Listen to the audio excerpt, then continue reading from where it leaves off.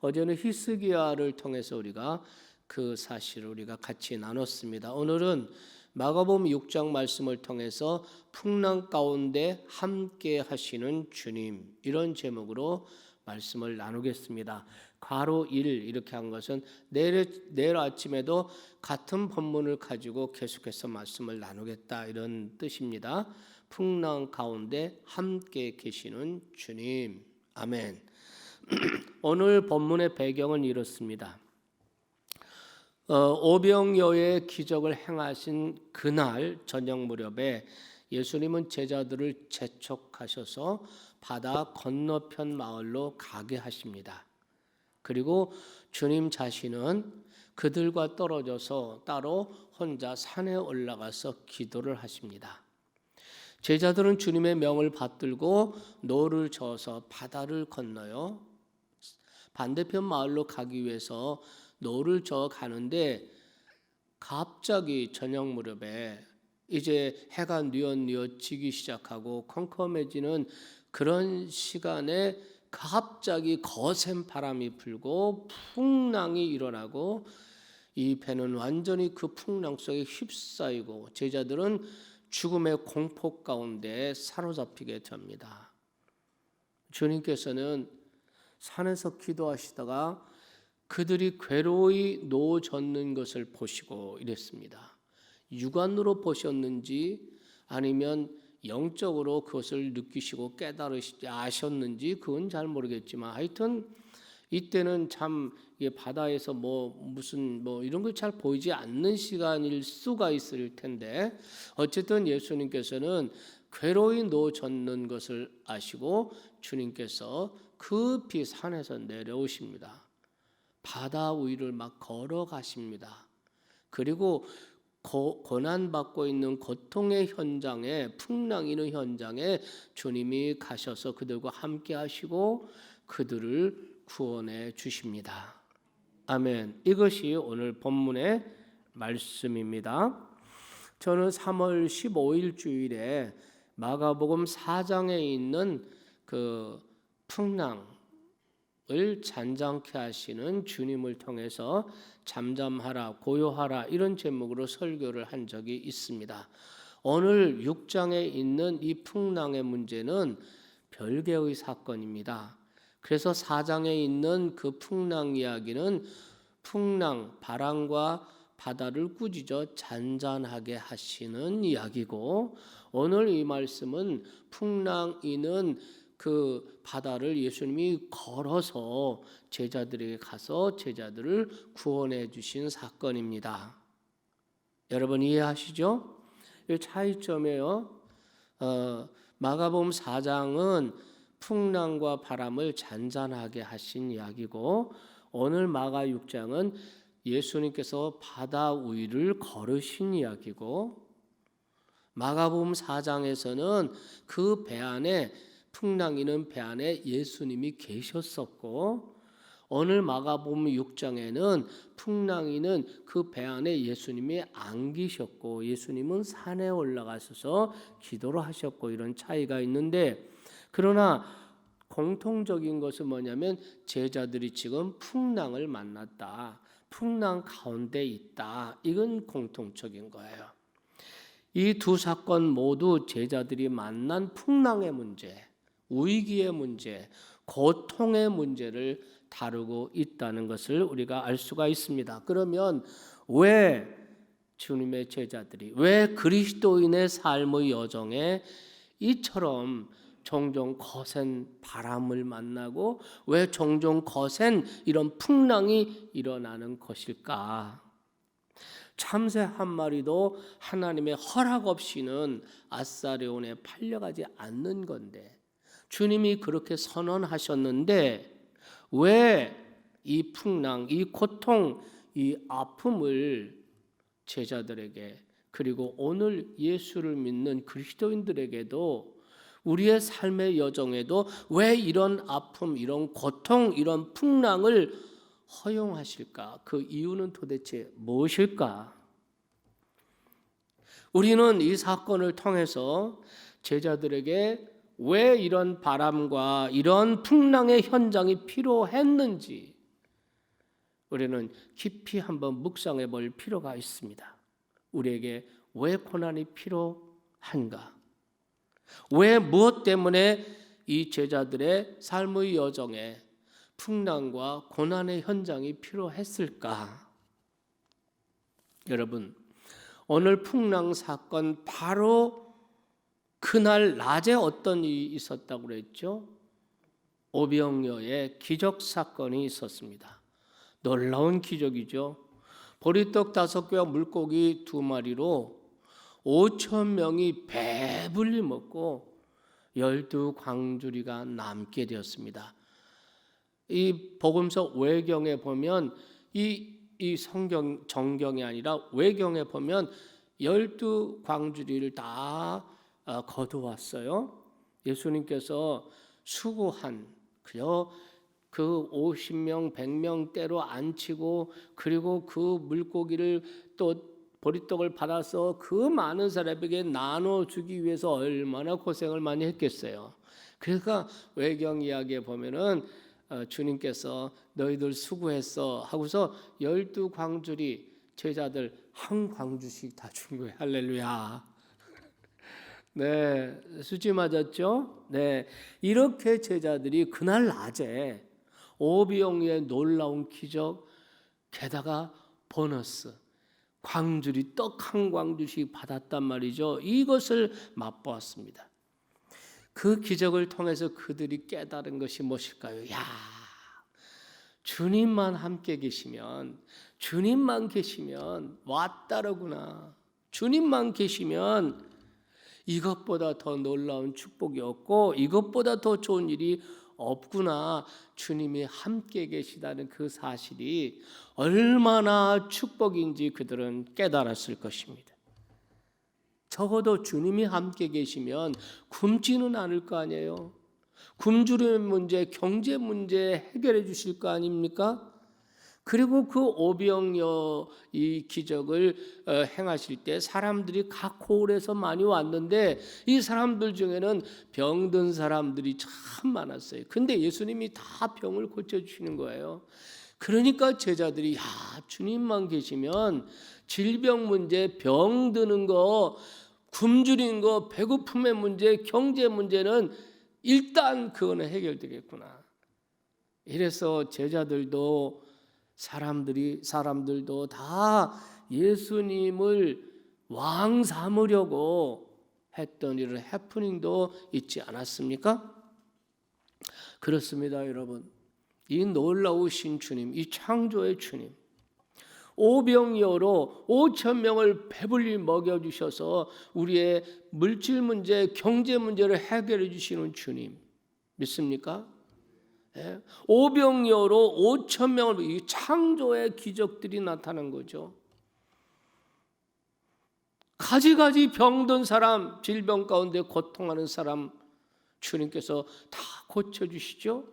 그러니까 여러분, 그 주님이 우리와 함께 하신다는 사실이 얼마나 놀라운 은혜고 축복이 되겠습니까? 제자들은 오병이어의 기적 속에서 또 질병을 치료하시는 그 주님의 모습을 통해서 그것을 깨달았을 것입니다.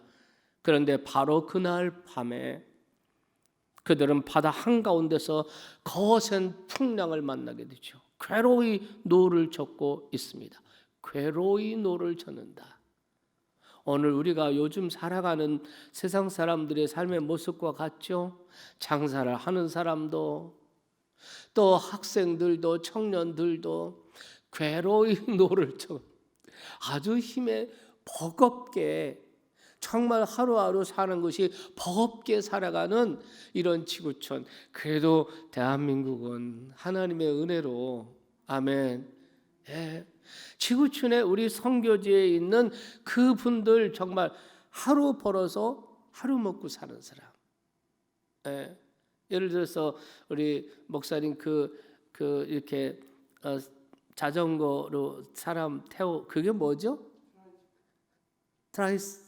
트라이스클. 응? 그 자전거하고 옆에 사람 태우고 자전거 이런 거 있잖아요. 트라이스클. 이거 해서 얼마 벌어가지고 봉지 쌀 사가지고 가족을, 이게 안 돼. 사람이 움직이지 않으니까. 이게 절대 움직이지 못하게 하니까. 그러니까 여러분 이게 상상해 보세요. 정말 지구촌에 상당한 많은 사람들이 괴로운 노를 젓고 있습니다. 풍랑을 만났습니다. 거센 바람 만났습니다. 팬데믹이 뭐예요? 세계 대유행이. 바람이 확 거센 바람이 불어요. 괴로운 노를 젓고 있어요. 여기서 우리는 묻게 됩니다. 왜 주님은 오병이어의 기적 속에만 있지 않게 하시고 오늘 이 본문에서처럼 거센 바람, 파도, 고난의 현장을 우리의 삶 가운데 허용하시는 것일까? 그 이유는 주께서 잠시 후에 그들에게서 떠나야 하신다는 것을 주님이 아셨기 때문이에요. 지금 주님은 육신적으로 공간적으로 당신의 제자들과 함께 있지만 머지않아서 떠남의 순간이 다가오고 있었던 겁니다. 그래서 지금은 함께 있어서 육신적으로 공간적으로 함께 있으니 그들의 문제를 직접 해결해 주시고 직접 위로해 주시고 직접 그들의 필요를 채워 주셨지만 주님이 그들의 곁을 떠나신 다음에 당신의 제자들을 어떻게 할 것인가? 주님의 얼굴이 보이지 않을 때, 주님의 음성이 더 이상 들려오지 않을 때 이들은 과연 어떻게 수많은 어려움들과 그 상황들을 어떻게 직면해 나갈 것인가? 예수님은 그것을 염려하지 않으실 수가 없었습니다. 그래서 그들이 주님의 음성이 더 이상 귀에 들리지 않고 눈에 보이지 않고 육체적으로 공간적으로 함께 계시지 않고 주님이 떠나셨지만 그럼에도 불구하고 주님이 풍랑 가운데 거센 바람 가운데 함께 계시는 주님이심을 보여주시기 위해서, 알게 하시기 위해서, 그것을 깨닫게 하시기 위해서 주님은 그들에게 두 가지 약속을 해주십니다. 그때 어떻게 직면할 건가? 그 어려움 가운데 어떻게 직면할 것인가? 그리고 그때도 내가 너희와 함께 있다는 것을 어떻게 말해 주실 것인가? 주님께서는 그것을 위해서 두 가지를 약속해 주십니다. 하나는 기도에 대한 약속입니다. 요한복음 14장 13절을 보시겠습니다. 너희가 내 이름으로 무엇을 구하든지 내가 시행하리라. 이는 아버지로 하여금 아들을 인하여 영광을 얻으시게 하려 함이라. 지금까지는 주님이 육신적으로 곁에 계셨습니다. 그래서 언제든 도와주시고 언제든 우리의 필요를, 제자들의 필요를 채워줄 수가 있었습니다. 그러나 그분이 우리 곁을 떠나시면 우리는 어떻게 할 것인가? 더 이상 그분이 우리 눈앞에 보이지 않으실 때는 어떻게 할 건가? 주님께서는 말씀하신 것입니다. 그때는 기도다. 그때는 기도다. 내가 떠나간 후에 너희들은 내 이름으로 기도해라. 그러면 내가 거기서 듣고 응답하겠다. 내가 시행하리라. 너를 도와줄 것이다. 너의 필요를 채워주시고 너를 풍랑 가운데서 건져줄 것이다. 이렇게 약속해 주십니다. 주님께서는 제자들에게 기도의 특권을 약속하신 거예요. 기도는 특권입니다. 또 한 가지 약속해 주십니다. 그것은 성령에 대한 약속입니다. 16절에서 이렇게 말씀하십니다. 내가 아버지께 구하겠으니 그가 또 다른 보혜사를 너에게 주사 영원토록 너희와 함께 있게 하시리라. 다른 보혜사를 보내주신다는 거예요. 보혜사, 파라클레토스라는, 파라라는 말은 곁에서, 클레토스라는 말은 위로자. 곁에서, 너희들 곁에서 위로하고 보호하시고 도와주시는 분, 다른 보혜사를 너에게 보내주시겠다. 지금까지는 그들을 위로하고 그들을 도와주시고 보호하신 분이 누굽니까? 예수님. 지금까지는 예수님 자신이 위대한 보혜사였습니다. 그러나 예수님이 그들의 곁을 떠나시면 다른 보혜사를 보내주시겠다는 거예요. 아버지께 구하여 다른 보혜사를 너에게 보내줄 것이다. 그분은 바로 성령을 가리키는 줄 믿으시기 바랍니다. 이어지는 26절, 27절 보시겠습니다. 26절 다 같이 한번 읽어보실까요? 보혜사 곧 아버지께서 내 이름으로 보내실 성령, 그가 너에게 모든 것을 가르치고 내가 너에게 말한 모든 것을 생각나게 하시리라. 27절 평안을 너에게 끼치는 곧 나의 평안을 너에게 주노라. 내가 너에게 주는 것은 세상이 주는 것 같지 아니하. 너희는 마음에 근심도 하지 말고 두려워하지도 말아라. 아멘. 성령을 보내시고 약속을 하신 것입니다. 예수님이 육신적으로 공간적으로 떠나시면 어떻게 자신들의 문제를 해결하고 그 우리 앞에 닥치는 이 많은 상황들과 어려움들을 어떻게 직면해 나갈 것인가 전전긍긍하고 있었던 제자들입니다.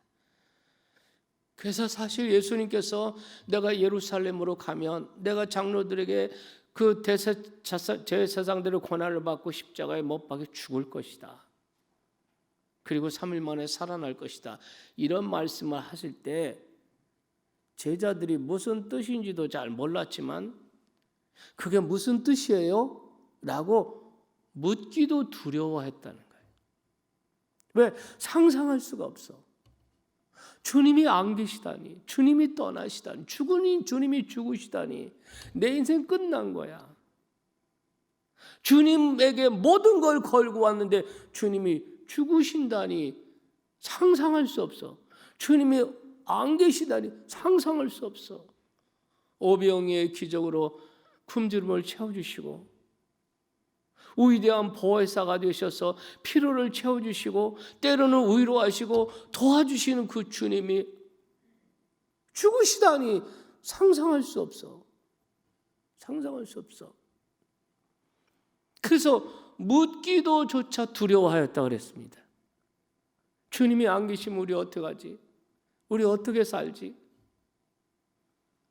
이렇게 전전긍긍하고 있던 제자들에게 주님은 그때는 내가 다른 보혜사를 보내주겠다. 그래서 너희 가운데서 너희를 계속 보호하고 계속 너희를 도와주고 계속 너의 필요를 채워주시겠다. 약속하신 것입니다. 그리고 마침내 예수님께서는 제자들의 곁을 떠나셨습니다. 그는 십자가에 죽으셨습니다. 그리고 3일 만에 말씀하신 대로 부활하셨습니다. 40일 동안 갇혀 계시다가 감람산에서 예수님이 승천하셨습니다. 그리고 성경은 말하기를 그분은 지금 하늘에 오르시어 하나님 보좌 우편에 앉아 계시다고 말씀하십니다. 이제 제자들과 주님 사이에 공간적 거리가 생겼죠. 그분은 저기 계십니다. 그리고 우리는 여기 있습니다. 그분은 하나님 보좌 우편에 앉아 계십니다. 우리는 여기 거센 바람이 불고 풍랑이 일어나는 여기에 있습니다. 공간적 거리가 생겼습니다. 하지만 주님은 지금 거기 하나님 우편에 앉아 계시면서 폭풍 가운데 있는 우리와 함께 하시겠다는 약속을 주님은 지키십니다. 지금도 그것을 지키십니다. 그 약속을 지키십니다. 두 가지 방법으로 지키세요. 첫째는 기도 응답으로 그 약속을 지키십니다. 예수님의 이름으로 우리가 기도하면, 여기서 우리가 주님의 이름으로 기도하면 거기 하나님 우편에 앉으신 그분이 거기서 들으시고 응답해 주십니다. 그 증거가 뭡니까? 저와 여러분이 예수를 믿고 받은 경험한 수많은 기도 응답들이 그 증거예요. 우리는 여기 있습니다. 여기는 바람이 불어요. 풍랑이 일어나요. 주님은 저기 하늘 주님의 하나님 아버지 우편에 앉아 계십니다. 공간적 거리가 있습니다. 그러나 주님께서는 약속하신 대로 풍랑이는 거센 바람이는 이곳에 있는 우리와 함께 지금도 계십니다. 기도 응답을 통해서 믿으시기 바랍니다. 뿐만 아닙니다. 우리가 마땅히 기도해야 되는데 기도하지 못할 때 있죠. 또 뭔가 기도를 막 하긴 하는데 정말 유효한 우리에게 진짜 필요한 기도하지 않고 엉뚱한 걸 구하는 기도를 할 때가 있죠. 우리가 연약해서 기도하지 못할 때 그때 주님께서는 하나님 보호자 우편에서 우리를 위해서 대신 기도하신다는 거예요. 믿으시기 바랍니다. 여러분 로마서 8장 26절 한번 보시겠습니까? 이와 같이 성령도 우리 연약함을 도우시나 우리가 마땅히 기도할 바를 알지 못하나 오직 성령이 말할 수 없는 탄식으로 우리를 위해 친히 간구하시나 성령이 우리를 위해서 기도하세요. 34절 보시겠습니까? 8장 34절 누가 정죄하려 죽으실 뿐만 아니라 다시 살아나신 이는 그리스도 예수시니 그는 하나님 우편에 계신 자요 우리를 위하여 간구하시는 자시니라. 여러분 우리가 기도하지 못할 때 성령께서 말할 수 없는 탄식으로 위해서 기도하시며 하늘 보좌 우편에 계신 그분이 우리를 위해서 기도하신다는 거예요. 믿습니까? 얼마나 정말 빈틈없는 틈새 없는 임마누엘 아닙니까? 함께 하시는 거죠. 우리가 사회 안전망이 촘촘하게 잘 짜여져야 되죠. 그래 이런 재난 이런 위기의 때에 정말 그 사람들이 잘 보호를 받고 돌봄을 받을 수가 있죠. 구멍이 뚫리면 안 되죠. 주님께서는 우리가 기도할 수 있는 기도의 특권을 주시고 여기서 풍랑 만난 우리가 기도할 때 저기 하나님 우편에서 우리의 기도를 듣고 도우실 뿐만 아니라 믿습니까? 함께 하실 뿐만 아니라 또한 성령께서 우리를 위해서 또 기도하신대요. 또 하나님 보좌 우편에 앉아 계신 그리스도 그분이 우리를 위해서 기도하신대요. 완전한 안전망이 촘촘해. 빈틈이 없어. 왜 그러세요? 내가 지금도 너희와 함께 있다. 그 약속을 지키시는 거죠. 그래서 여러분 하나님을 사랑하는 자 그 뜻대로 부르심을 입은 자들에게는 어떻게 된다고 했습니까? 모든 것이 합력하여 유익하다. 로마서 8장 28절이죠. 같이 한번 읽어보시겠습니까? 우리가 알거니와 나만 안다는 게 아니에요. 바울이 나 혼자가 아니에요. 너희들도 다 알잖아. 너희들 다 알잖아. 다 경험해봤잖아. 우리가 알거니와 하나님을 사랑한 자 그 뜻대로 부르심을 입은 자들에게는 모든 것이 합력하여 선을 이루시오. 이게 저절로 되는 게 아니라는 거지. 모든 것이 합력하여 선을 이루는 이런 경험들 저와 여러분이 얼마나 많이 했습니까? 그때는 너무 힘들었는데 근데 지나놓고 보니까 그게 나에게 은혜였어. 아멘. 안 된 건 줄 알고 실패한 건 줄 알았는데 나중에 알고 보니까 그게 축복이었어. 합력하여 선을 이루어진 이게 운이 좋아서 그런 겁니까? 저절로 그런 겁니까? 아닙니다. 우리를 위해서 말할 수 없는 탄식으로 기도하시는 성령님, 지금 이 시간도 하나님 보좌 우편에서 우리들 풍랑 많은 이 지구촌의 영혼들, 풍랑이 일어나면 재난이 일어나면 하나님 백성이건 아니건 상관없어. 무슬림 알라를 믿는 사람이든 석가 불교를 믿는 사람이든 뭐 악한 사람이든 선한 사람이든 상관없어. 재난이 일어나면 세계 대유행이면 다 고통을 받게 돼. 근데 아십니까? 하나님을 사랑하는 자, 그 뜻대로 부르심을 입은 하나님의 백성들을 위해서 주님이 기도하신다는 거예요. 그래서 기도 응답을 통해서 하나님이 풍랑 중에도 함께 하신다는 그 약속을 지키고 계시다는 거예요. 두 번째로는 보혜사 성령으로 그 약속을 지키십니다. 하나님은 예수를 믿는 우리에게 보혜사 성령님을 보내주셨습니다. 이제는 성령님이 우리 곁에서, 아멘, 우리 곁에서, 보혜사라는 파라클레토스라는 파라라는 말은 곁에서 이런 말이거든요. 요한복음 14장에 보면은 그분이 성령을, 다른 보혜사를 너에게 보내주기인데 그가 내 곁에서, 그리고 내 속에서, 아멘, 우리 곁에서, 그리고 우리 안에서, 우리 속에서 내주하시면서, 아멘, 우리와 함께 계시고 우리를 가르쳐 주시고 우리를 보호하시고 우리를 인도하여 주시는 줄 믿으시기 바랍니다. 그래서 성령을 받은 오순절 이후에 예수님의 제자들, 그 예수님께서는 공간적으로 육신적으로는 제자들 곁에 있었던 것이 아니죠. 떠나셨지만 전에 예수님이 지상에 그분과 함께 하던 때와 똑같은 감격으로, 똑같은 실감으로, 아니 그보다 더 진한 농도의 감격과 실감으로 제자들이 주님이 함께 하신다는 것을 느끼고 경험하지 않았습니까?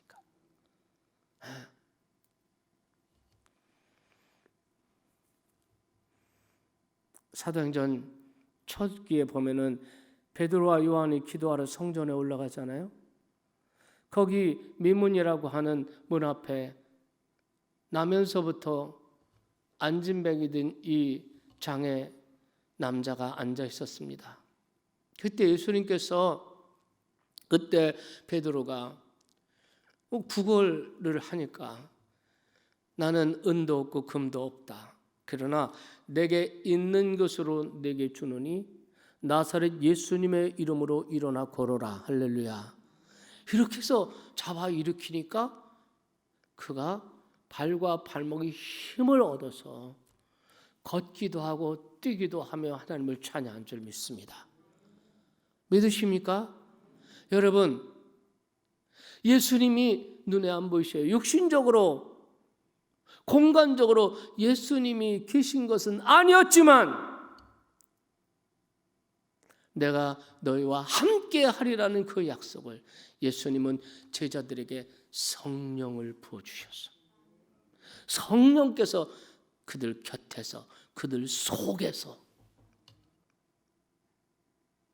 실제로 예수님이 지상에 예수님과 함께 있을 때 그때보다 더 짙은 농도의 실감과 느낌과 경험을 그들이 해나갔습니다. 그것이 사도행전의 역사예요.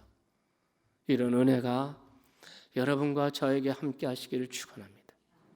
이 팬데믹으로 거센 바람이 불고 풍랑이 일어나는 이 시대에 정말 예수를 믿고 주님 안에 보호받고 있고 이 풍랑 가운데 함께 하시는 주님이 있다는 사실 자체가, 이건 우리가 얼마나 놀라운 축복의 사람인지 말할 수 없어요. 정말 잠잠히 주님을 바라보는, 잠잠히 주님 앞에 구원을 호소하는 그런 아침이 되시기를 주님의 이름으로 축원합니다.